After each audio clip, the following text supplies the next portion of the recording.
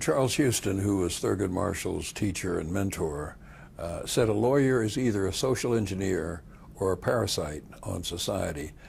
How in your teaching do you impart a vision to your students that makes them decide, I'm not going to be a parasite, I'm going to be a social engineer? How do you do that? It's actually easier than one might expect, because I'm a devotee of Charles Hamilton Houston. In fact, we will be creating an institute at Harvard in his name this year, 2004, that I'll be directing to continue his vision and the center on race and justice.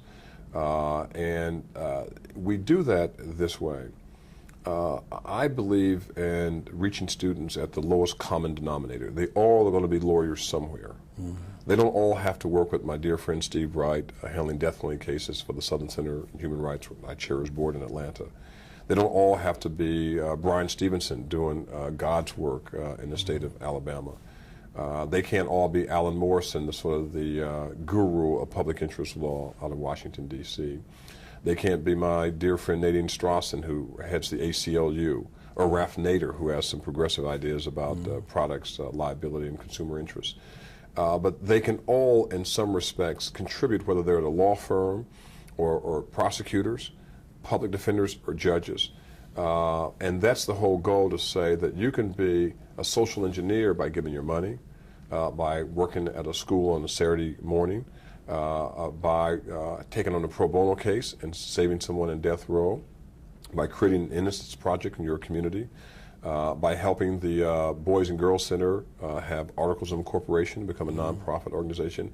And I compel them to make choices and tell them that the only thing that you have to, the only thing you need to do this is moral courage.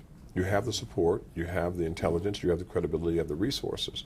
And don't tell me you can't do it because you're at a law firm. It's even more compelling to do it at a law firm. Don't tell me you can't be socially responsible as a prosecutor. You have more of a responsibility to avoid the disaster we saw in the state of Illinois, where 25 people were found guilty, were sentenced to death, and were going to die. And we found out that 13 of them were completely innocent. I'm not saying that they had a claim that they reasonable doubt. They were innocent. They were the wrong person.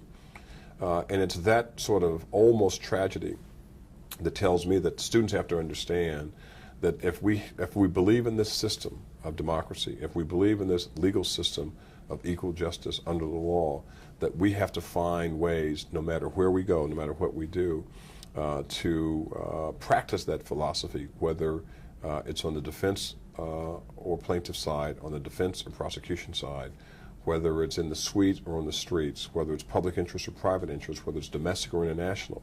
There is no way that we can't find a way to take the social engineering principles of Houston and apply them to our professional lives and our personal lives.